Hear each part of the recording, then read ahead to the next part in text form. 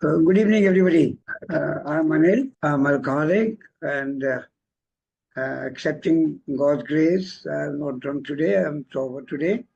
I'm from Parayas Group, Mohali. Thanks to Mangalore Group. Thanks very much for giving me another chance to be here with you and serve you. Thanks to Gurmeet for his love, always there to inspire me and to pat me. And then Rohit is a loving friend. Thank you very much, Rohit. And then my special thanks, yes, to Sanket. He reminded me many things. In fact, he called me to be a part of this today's program, and then the flyer he really designed is absolutely fantastic. I could see, generally when the persons are sharing on the table or sitting at the chair, but this flyer had a man on the blackboard and two books. And then, we didn't forget even to depict my professional life also. A gentleman with mobile phone and then a cow, the trademark of my department. basically a dairy man. Thank you, Sanket. You did a wonderful job and reminded me of the good things of my sobriety. Thank you very much. And a good thing that you didn't have to paint my alcoholism. Had you been then, you would have definitely had to paint a designer, a monster, a devil, a person with two horns that we see in the TV serials, the long teeth, because as an alcoholic, I'd been really devil. Last evening, I was sharing in my home group, and the topic was from spirituality, from spirit to spirituality. After my sharing, a young Al-Anon member uh, sent me a message that, Uncle, your journey is not from spirit to spirituality. In fact, it is a journey from a devil to a human being, a good human being, a godly human being. That's a good tribute. That's a tribute by the young Al-Anon member, whose husband is an A member and must be completing tomorrow 2 years. She sent a very nice message, and really, it is the true picture of an alcoholic. The journey from being a monster, being a devil, to become a human being, become a human being, is the total journey of an A member. When I look into my alcoholism and my journey from alcoholism to sobriety, I think this is very true. I know. I remember when I look into what Carl Jung had to say about alcoholism. He said spiritus to spiritum, from alcohol to the soul, to the spirit, to spirituality. His conclusion, his idea that an alcoholic can recover only through spirituality is really, it makes sense. And it makes sense. He would say that alcoholism is the spiritual thrust of an alcoholic. And he said, show me an alcoholic, I show he's looking for God. And that's so true, it's true. When I look at my journey, I know and I'm very sure that now on hindsight I see, if I would have not been given the spiritual tools to me by my sponsor, I had been dead. I would not been sober. I would have left Alcoholics Anonymous long back and drunk dead. Because to me, I think it is only the spirituality that can relieve me of my malady, that can relieve me of my alcoholism. I don't find anything. But there are people who say that they can do without the spiritual path, they can do without the spirituality offered by Alcoholics Anonymous. Yes, there are people. I can't pass any judgment. I'm nobody to say so. They can do it. They can be sober without it. But my journey and my story is a story to prove that without the help of the spiritual tools, without the 12 steps and without passing on, without the service, I could have not sobered up and I would have never been alive this. So my journey is a really is a testimony that what the great psychiatrist Carl Jung had to say about alcoholism and its a recovery, its recovery. That is why he even appreciated Bill in his letter also.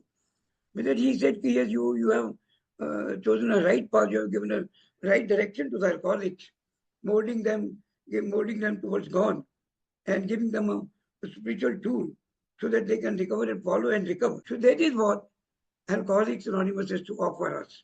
And that is what I thank God. I said, people really say, by grace of God, I'm sober. I say, I thank God that He allowed me to accept His grace. Because without that, if I was always in denial. The grace of God is always there. It's always there. When I was drinking, the grace was there. He saved me from many accidents. He saved me from many bad actions. I would have been dead long back. But He saved me. His grace was there, always there. I was denying it. I was refusing it. Like, the sun is always there. It is bright sun is always there. If I put very heavy dressing on my window and don't allow the grace of the sunshine to enter my room, and I am very happy with the gloomy and the dark side in my room, then the fault is not with the sun. The fault is with me. The God's grace is always there. The fault is me that I have been denying it, I have been refusing it. I have not been accepting it. The day I accepted His grace, the day I surrendered to Him, the day I decided that I'm not going to use my will and I'm going to do whatever He likes me to do, that was the day when I accepted His grace. My obsession to drink was lifted and I was given a path where I'm today, where I don't need a drink, where I don't need even to cheat, where I don't need to be dishonest, where I don't need to hurt anybody, where I don't need to do anything bad which is not accepted by God, which is not His will. And that is what, to me, the alcoholics program is. And that is why what I have been trying to practice it for the last 28 and 28 of so my journey, I'll start with my childhood because I think, and I personally have an experience of that. The alcoholism, to me, doesn't lie in the bottle, the liquor, the chemical, which is it's not that is powerful, baffling. The powerful baffling is my mind, and it has been trained since my childhood. I was not alcoholic for a very long time. I didn't touch alcohol. I was born in a very middle class family, rather lower middle class family, in a very small town. I was youngest among the five siblings, a very pampered child. My father was a head clerk in a government department. There were no luxuries. But very simple. And those days in 1950s, I didn't find any luxury around. There were no cars on the road, no scooters, there were no TVs, there was nothing. It was very simple life. Having boiled egg on the Sunday and having a small indigenous ice cream in the evening would be a very good party. Driving a cycle to the school was a luxury. So those were the kind of luxury. The life was very simple. And I was a very brilliant child. I was very obedient. I was very religious. I would not sleep without offering my prayers. I would do a fast once in a week to my deity. I would not sleep before pressing the feet of my parents, getting their blessing, and then sleep. I would help my mother. I would help my father in everything he would do. I was among the toppers in the school. I was in my 10th matriculate exam. I was among the first 15 in the whole province. I was very brilliant. My father had a very great dream of me. And in a very middle class family, I always have that if a son is very brilliant, he would be engineer. In India, in those days, particularly when there were no many resources and there were no many institutes also, the father or the parents would like that the son is brilliant, the daughter is brilliant, he would get him admitted to an engineering college and see his son becoming an engineer. That was the only dream a good parent, a middle class parent would be having it. And my father had it, and I too had the same dream. When in 1965 we shifted to Chandigarh. Chandigarh was my upcoming city. It was hardly 10 years old. It was a very white, the greenery all around, beautiful city. It was a very planned city. I was very happy to be here. I had my colleging in this in Chandigarh, but suddenly the child born in a and brought up in a small town with no ambitions, with nothing in mind, very pious kind of a person, suddenly finds people, friends who are very rich. One of my friends was the son of a chief minister. One of my friends was the son of an hotelier. They were very fond of me. They had their own purpose. They wanted to use me.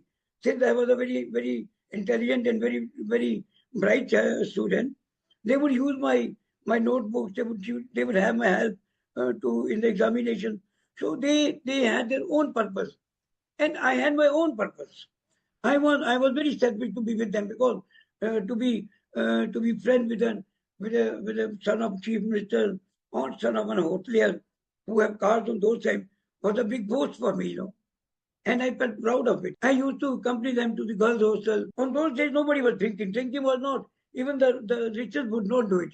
That was not, no. But it was I become from a very shy and very intelligent child. I started spoiling myself. I was attracted towards girls. No interaction with them. I had inferiority complex because I had a very small house. I couldn't afford even a sofa at home. I started compelling my parents to immediately change the total environment at home. I stopped. I said, I'll not be wearing the trouser. I shall be wearing jeans and jeans. Those times were an unknown thing in India. It was very expensive. And middle class family would not allow the boys to wear that because it was very expensive and a class earning very meager salary won't afford it. But anyway, I compelled my father, I pressed my father and my parents. Since being the youngest in the family, I was very stubborn. I was a very stubborn. My mother, in fact, she would go extra mile. She would do anything to fulfill my desire. She would, without even taking my father into confidence. Whatever I say, if I utter something, she would do anything, even have to borrow money from the laborer or borrow from my auntie or somebody else. She would do it so that she could satisfy the desire of his lovely son, the loving son, Anil Kumar, and that was all. I started being very stubborn. I had, insisting on things which were not possible for her. One day, I said, I want this kind of a jersey. If you don't give me this jersey tomorrow morning, I'm not going to college. She said, Anil, this is the last days of the month. We don't have any money. You postpone it for few days. Let your father get the salary. We'll manage it. I said, no, nothing doing it. I want it tomorrow. She didn't know that what she's doing now. She said, okay. She borrowed money, got wool. She worked the whole night. She was knitting jersey for me. In the morning, she would give me there, take a tunnel and go to school. And that kind of a person I became. I thought that whatever I say, whatever I want, I will get it. And the life, I thought, it will be at my command. It will be at my command. Whatever I say, whatever I demand, I will get it. But the parents, the mother could do it, not the life. Life doesn't do like that. I became a young man like that. I wanted to be engineer, and because of my behavior, because of my indulgence into other things, I was drifting for my studies. A man who was among the 15 first students in the university, I couldn't secure even the requisite percentage of marks to get an admission to an engineering college. My father refused that he can't afford. I got an admission in a college outside the city, which my father said he can't afford it. He said, we have five children to bring on, and I can't afford your hostel fee. So you can sit, you can do your graduation here. If you could have secured percentage, requisite percentage, I would have definitely had you to get engineering college. But the wife said, fault is not mine. And I started thinking that my father has not done the right thing to me. I was not resentful at him. But I had a very bad feeling against my father that this man had deprived me of a chance of being in. He couldn't fulfilling the dream of being an engineer. I didn't think it is part of mine. I never thought that I am the wrong is on my side because I didn't study, I didn't bring the marks, I didn't qualify for the engineering college, but I was blaming my father, and that is what the alcoholism starts. Then eventually, with God's grace, I got admission in a very good college, very premier institute in outside my city. But that was I got a scholarship also. My father did not object, but he has not to pay anything. I went on to do my professional degree in a very premier institute of India, and then I became a daily professional. But then, what happens now? Another thing. I wanted to be a white collar officer. I wanted that I would be MD of a good company. I will, and then ultimately the profession which I had to choose. It was not my choice. I had to choose because there was no option. It was not of my choice. It was not of my. It was a rural based uh, profession, and I was a urbanite. I was born. I was born and brought up in a city. I had never visited even, I had never lived in the rural area. I have not worked in the rural area. And immediately after passing out my graduation, my degree from technology from the institution, I was given a job in a deep rural area. This was another thing. I was alone there in among people, which I never knew the language. I never knew the culture. I never knew. I'm a Punjabi, but there was a very different culture. Culture between city and the rural is altogether different. There were no toilets. There were no bathrooms. It was open. But that is in 1970, 69. It was very different rural area. Not that we now see now. There were no roads. There were no buses. There was no electricity even. So it was very typical days those times. And I was there cursing my father. As soon as I started cursing my father, that he has done injustice, because of him, that I had to do this job, which is of not my choice. But then I had to be there. Then somebody told me that now don't repent, you're in rural area. Do what the Romans do here. And in those days, in the rural area of Punjab, in the evening, the only recreation was alcohol. And that was all. Everybody would be drunk by evening. By 7 or 6:30, it was too dark. Before getting dark, everybody would be drunk. And slowly, I had never tasted alcohol. I had never tasted alcohol. In hostel life, I had only taken beer, maybe that too. But we four people had one bottle of beer, that too by diluting. We never knew what alcohol is. That was the first time in my job, in my life. I was 19 years old when I had first drink, and that too the farm brew at home. It was a country liquor. It was not from the brewery. It was brewed at home. It was a pure alcohol, 100% alcohol. It was. I mean, the moment I took, the experience was something miraculous. I was flying out. I was flying above. I thought it's wonderful. Yeah, I should. This is the nectar of the life. I should have taken it earlier also.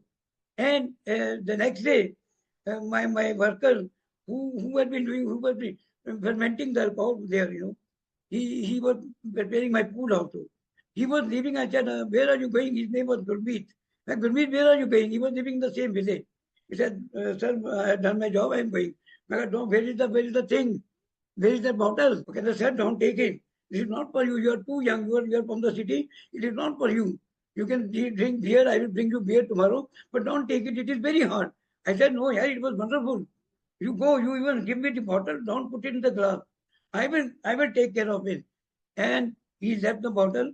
He left, and the whole day, I said one glass, two glass, and three neat glasses of the country liquor. It was fantastic. I was in heaven, you know. I said, you know, this is wonderful thing. I stopped going to home. I stopped. I started loving that life. I started loving the people. I became exactly what a rule kind of man should I be. You know. Then I told I didn't drink at home. Nobody knew I'm drinking. So I would not go my home, and I would stay back at village so that I could drink. Even if I would go to Chandigarh to meet my parents, I would rush back in the evening so that my evening is not spoiled. So the drinking became a good part of life. I was not an alcoholic. Then, you know, during my this period, my young age, I had an affair with a girl. We were very young. We were very young. She was 17. I was about 20 years. Which was a very pure love, very pious love. We didn't have any. We would have attraction to each other. So when I became 21 adult and she became 18, I told my mother that I'm going to marry this. You know, like the thing, you know, I want to marry it right now.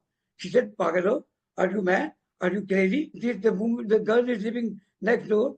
Your sister, your brother, elder brother are unmarried. You are only 21. You are hardly got the job. You are not settled. The girl is hardly 18 years. Her elder sister, her brother are all unmarried. What are you talking? This is not possible. It's not our society. It is not done. I said, hell with it. Hell with your society. Hell with your religion. I am going to get married with this girl. And I decided I am going to run away from the home. I told that girl, let us leave the people and let us go and enjoy. Let us marry. She was a very sensible woman. You know. She refused. She said, no, the society won't allow us and my parents will commit suicide. I'm not going to do it. I thought she cheated me. I thought she deceived. I was broken. I was totally broke. I allowed that girl to go. I said, I could get lost, go to hell, you know. Because, you know, my way or no way. I said, okay, no. She said, wait for some years. Let our sisters and brothers get married. Let us have little mature more. You also settle down. I'll also settle down. Let me complete my education. After 3, 4 years, I'll talk to my parents and they know it. Everybody knows it. There's no problem. There'll be no problem at all. We are from the same caste. There is no problem. But I said, no, I want it now, not after 4 years. It is now or never. The same. I was not an alcoholic. I was not an alcoholic. But the attitude was the same, you know, which I know. She left. I became a broken lover, started drinking very heavily, day and night. You know, then I was not alcoholic, but I was drinking very heavily. People say I was alcoholic, but I could stop also. Then my parents decided to get married, you know, and I was 23 years.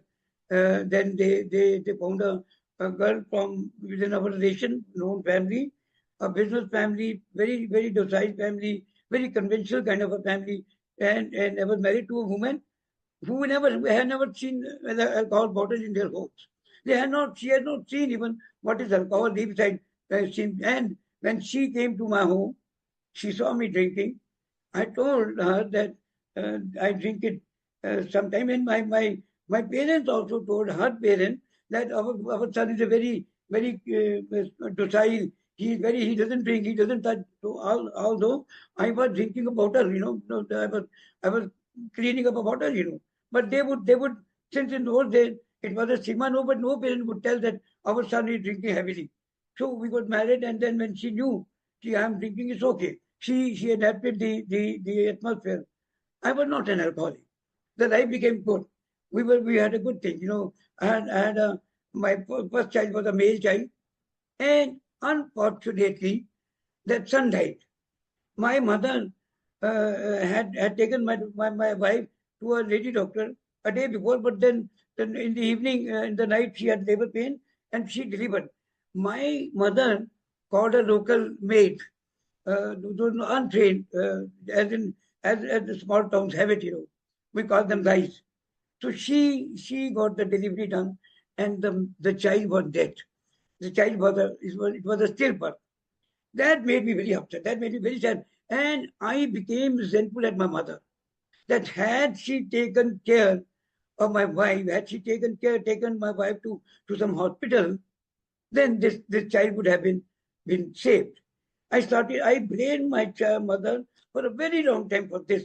See, I know what her sentiments are. But that kind of a feeling against my mother remained within me for a very, very long time. So things started accumulating again. Ill feeling against my father, ill feeling against my wife. No, my wife had nothing wrong. She did. But she couldn't bear a son. I started blaming my wife also. See. And slowly, gradually, a person who was very obedient, a person who was very religious, stopped everything. God still was very kind. The grace of God was always there. I was picked up and I was made an officer. Very young age, at 29 age, I became a gazetted officer in the state government. And I became a district head. I was independent in charge, government vehicle and everything, all facilities. And that made me bad. That made me bad. Power, money. And then slowly, gradually, I met a woman. I met that lurking feeling against that woman, that the girl, my first love, that she cheated me, was always there. The pain was always there. I had becoming revengeful. The moment I met a girl, she was from the known family. She was in, she was attracted towards me. We were both attracted, and there was a feeling of sex, being feeling of the companionship, partnership. I started indulging into relationship with them, and that was one thing which drifted me away from my family, from my wife. I started disliking my wife. I was more attracted to that woman. That created a lot of problems. That created a lot of problems. My parents, my in-laws, everybody knew everything. My whole the department, and I mean, branded as a culprit, and I was. But I started blaming my wife that had she cooperated with me, had she adjusted with that woman, the thing would have been normal. But how a wife can tolerate all those things? But I wanted my wife to tolerate all. That was not to be done. This is why I started disconnecting with family. I became an alcoholic. From 82 onwards, the life changed. I became a complete alcoholic. I was drinking day and night. The end there, it was not the end. My relationship with women continued. It continued. I would leave one woman, I would have other extramarital relationship. It was never ending. And the sex, the alcohol, and my expenses were increased. Then I would not mind accepting bribes. I became a very corrupt officer. I would not mind. Because I needed money. I don't know other sources. So I had authority, and I misused my authority. I would not work anything without the award. So people got their work done, and I was satisfied. I got the money, and my life was going good. I was spending on women, on alcohol, and some money. I had two daughters. They were growing up. They were in colleges. That I was not connected to my family. I was very very harsh to my wife. I was very cruel to her. I was very violent with her. In fact, I would insult her in front of everybody. That was the kind of a devil I had become. It was not only alcohol. Everything else. You name anything, I was in it. All vices. I had lost all the reputation. People started leaving me. I was living only to drink. I had reduced, but then, in 95, my mother died. My mother died, and and I love my mother, but I couldn't express. I had left my home. One morning, my father said, Anil, the whole night you have been drinking, and whole night you have been shouting at your wife. We are in a society, so please don't do it. Don't shout, at least in the evening. Even if you shout, please shut the doors. I said, to hell with you, to hell with your home. I'm not going to stay with you. At 9 o'clock in the morning, my government vehicle came to pick me up for the office.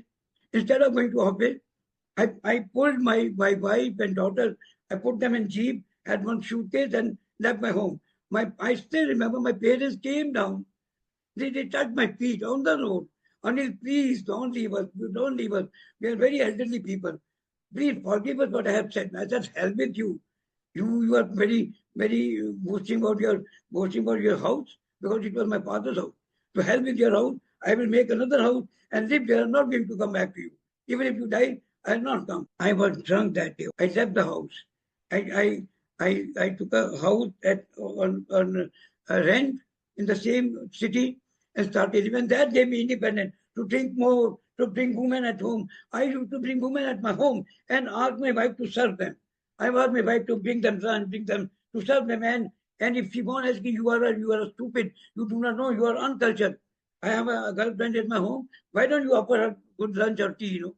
The poor lady would all make lunch and because she would not do it, I would trash her. So this is the kind of the devil, that's the kind which they couldn't paint. I have that kind of a person. Then my mother died, and everybody started blaming me. It is because of your drinking and your alcohol and your behavior, your misbehavior rather, it has killed your mother. And in fact, I also agreed that I had killed my mother. I feel very guilty about it. And instead of leaving drinking, I started drinking more and more and more. And I started drinking at the cremation ground where my mother was cremated. The whole night I would drink, I would weep, and that was a very bad phase. The phase that it is very dark before the dawn. It is like that. My weight I was only 40 kg. I was not eating anything. A whole day and whole night I was weeping, drinking, and nothing else. I wanted to die. I wanted to die. But in December 95, few members came. They were unknown. I opened the door. I said, I was drinking that time, and I had only one bottle of rum. They said, we are from Alcoholics Anonymous. I don't know which institute. I didn't understand even what the name of the institution they are talking about. They said, we are from Alcoholics Anonymous. I said, okay, fine. Would you like to have drink? I never wanted them to say yes because I know I had only one bottle of rum, and if these poor people would share it, I'd be left with nothing. And I didn't have any money out. So they said, no, we don't drink. We'll have a cup of tea. That was a good relief for me. We offered them a cup of tea. They handed over me a pamphlet carrying some questions. They talked about my alcoholism. I said, I don't drink much because I don't know how they came to know. They didn't tell me that. Later on, I knew that was my nephew, my young nephew, Sumit, who was a neighbor to one of an A member. He told him that my chacha is dying. My uncle is dying. Go to him if you can save him. He knew that this man is away from alcohol, but he then requested him to go to me, to his uncle. And those person came to me to pass on the message. Okay. I said, okay. They said, we have a meeting on Wednesday. If you please do come. These are the questions. I did the question. And out of those were 20 questions those times. Out of 2016 one, yes, I had 16 yeses. I knew I was an alcoholic. There was no doubt. There was no need even to answer the questions. And 19th December 95, I attended my first meeting of alcoholics. The recovery began. I joined. My wife also joined. She went to another room. I went to I had one bottle in my car when I went to the. I never wanted to stop drinking. I had no the tradition. She was not. I was not eligible to become an, but because of my wife to make her happy, so that she should feel right. I said, okay, fine, I'll go. That she would be happy, and it will give me more chance to enjoy my life. That was the only purpose of joining it. I kept on. The people were good. They were nice. In December 31st, we had a good New Year dinner without alcohol. But I came back and had my alcohol and my dinner. I kept on going to meeting and kept on drinking out. I was telling everybody I have the extramarital relationship. My reputation is very bad. I'm suffering from this. They said, keep coming back. You will get answer. You keep coming back. And I kept coming back. I didn't get my answers. I didn't get my answers. I kept on coming and I kept on drinking out. But then suddenly a person came. Everybody, they were telling, they were all very nice people. I don't say they're very nice. They're still very good friends. They would say, they would talk of their drinking. They would talk how much they drank. They would talk of how they were violent, how they treated their wife, how they treated their parents. They talked about their extramarital. They talked everything, but they didn't talk about solution. They didn't talk about solution. This is what I wanted to know. What is the solution to it? Then one day a man came. He talked. He didn't talk of his drinking. He talked his big book. My big book says the only recovery is through the 10 steps. I didn't hear what this man telling. He talked of the big book, he talked of the 10 steps, he talked of the spirituality, he talked of the recovery, he didn't talk of his drinking. This is what I wanted, this is what I needed, this is what I wanted to hear. And I was hearing for the first time in a meeting that somebody is talking of the recovery instead of talking about the drinking. This is what when I now relate to what Carlton had to say, I was looking for the spirituality, to the spiritual solution. I was looking for the peace. Even with the woman, with the alcohol, with the money, I was trying to find peace, which I was not getting it. That was the way was wrong. And Carlton was very right when he said the direction was wrong. My search was right, but my direction was wrong. I was trying to find peace, serenity from women, from sex, from alcohol, from other things, from material, which I never got, which nobody will get it. Then that man once a day came, I was hardly few days sober. Then I wanted to drink. I wanted to drink. And that my wife called him. He came, he became my sponsor. And the day he came, he didn't ask me anything. He said, Anil, open your big book. Go to open page 58. Go ahead. Write about ABC. You're an alcoholic? Yes, I'm an alcoholic. He said, you surrender. I told him, sir, I'm a religious man. I had been doing this part for last 12 years. I told you, it's a good thing during my drinking was that I became, there was a turning point, and I had heard in a record shop a bhajan or a Sukhmani Sahab part, which he called it from the Granth Sahib. I had heard that and I liked the music. I liked the verse. I liked the voice. I bought the LP and brought it my home. And I had been listening to it for 12 years. I remembered every verse. I could recite it. I could sing it. I stopped listening to songs. I started listening to that, but I didn't know anything about it. I followed that. I bought the book. I started praying every day. Before joining AA, I had been doing that part religiously for 12 years, but nothing had happened. Nothing had happened. Despite my prayer, despite my very regularly praying it, nothing could happen. Then my sponsor told, what you are doing is hypocrisy. You are not connected to God. You are using your will. This is only you are showing to the people that you are a religious man. Otherwise, you are no connection with God. Despite being praying to God, you are keeping God away, out of your life. He is nowhere near. Otherwise, you would have not done. You have not done what you are doing. You do not know what you are doing. This is not the way of praying. This is not the way of worshipping. This is not connecting to God. Then he put me to third step. He said, okay, fine. If you want to connect to God, go ahead, write your inventory. Look at the blocks, look at the sins you have done. Look at the things you have done to your wife, to your parents, and to everybody around you. You are a monster. Unless you seek, look at you, you will never be healed. You will never be connected to God. You can keep on chanting your verses. You can go on keeping to temples and everything. Nothing is going to happen.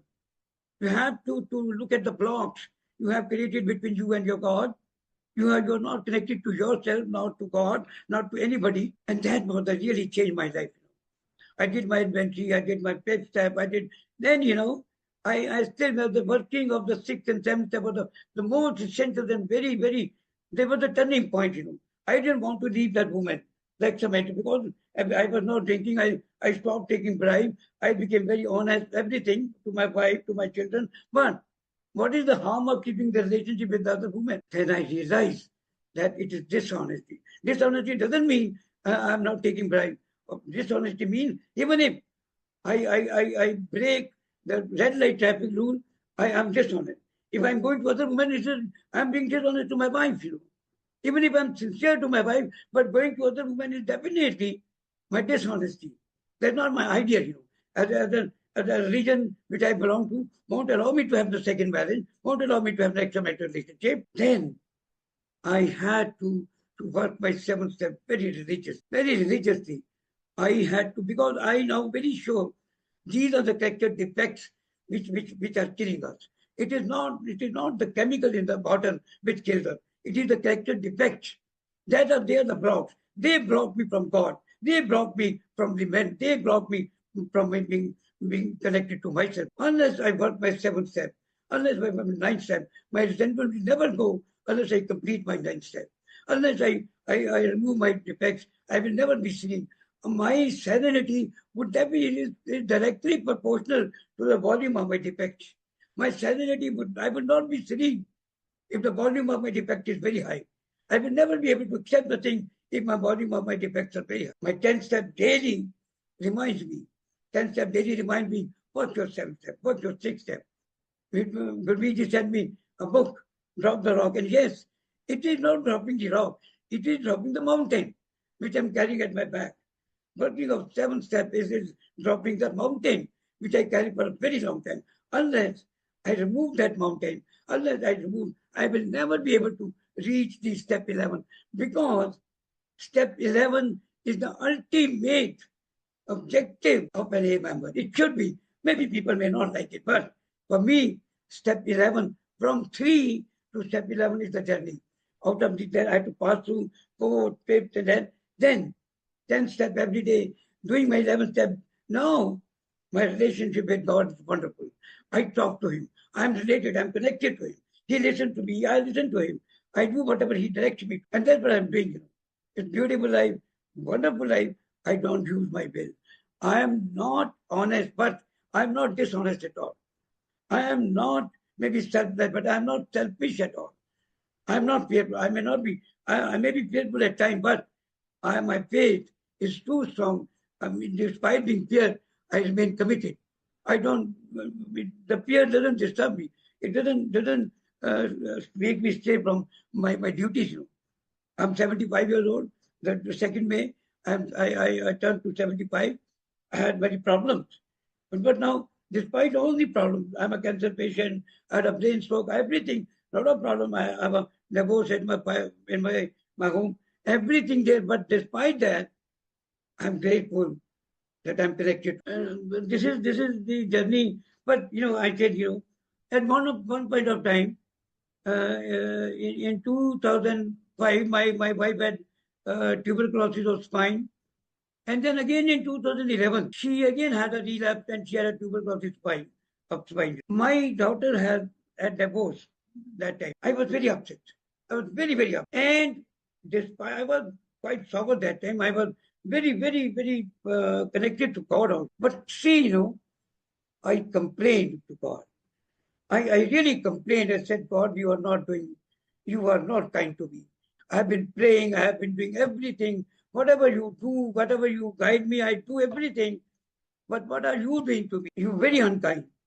You made my daughter is at home, she got divorced, and my wife again suffered tuberculosis of spine.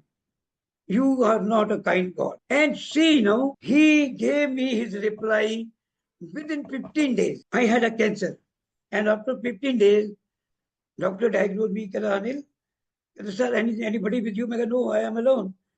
Uncle, it seems you have a cancer of throat. I smiled. I said, why are you smiling, uncle? Because I know I had challenged somebody. And I thank God. Why? Not because he had given me cancer. No.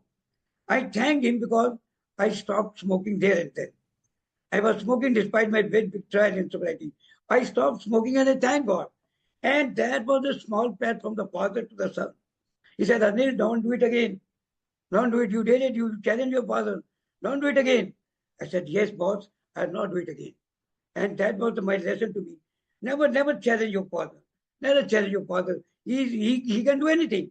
He can do anything. He can cure anything. He can do anything. So why challenge him? Accept what he does for you. He will never do bad for me. He'll never do. So I learned my lesson. And now, last time when I had Rohit knows it, I had brain stroke, very severe, and doctor told me that you may die on the operation procedure table. But because a stent had to be inserted into my brain, and there was no space for that, he said, you can die on the table. I said, okay, fine, no problem. I thank God. I said, Krishna, okay, fine. Do whatever you feel like. I was not shouted. I was not upset at all. I was not afraid of all at all. And when the things were done, the doctor came to me, the lights were on. He said, Uncle, how are you? Bach gaye. I'm saved. Krishna has saved me. You have saved me, doctor. God has sent you to save me. and I'm safe. And I thank God. Do now the life is yours. It's the second time you saved me from alcohol. You saved me from cancer. You saved me from brain. So now do whatever you feel like. The life is yours, and He is guiding me. Whatever He tells, I do it, and I live a wonderful life. So, gentlemen, I only know one thing: the spirituality is the only way alcoholism can be conquered with. The page 44, the first para, right? And that is what is the ultimate solution to the sickness of alcoholism. There is no other softer way. There can be soft way. We can attend meetings. Our meetings are good. Meeting must be attended. One must go. We should have our group. We should have home group. Everything is very fine, integrally very fine. But they are part of the 10 steps. They are not. But Indian Bill was says spiritual awakening has to carry on, has to go on for everything till I die. It is every day, even if in all the circumstances I am dying. There is a death in the family. There's a sickness in the family. There is a loss in the family. Whatever the circumstances be, I have to be connected to God, and connected to God, connected to the religion, or connected to the higher power is the only solution which I find the easiest, the wonderful, and the softer way to remain connected to God, to stay sober, to stay serene, and help. Thank you very much, everybody. Namaskar.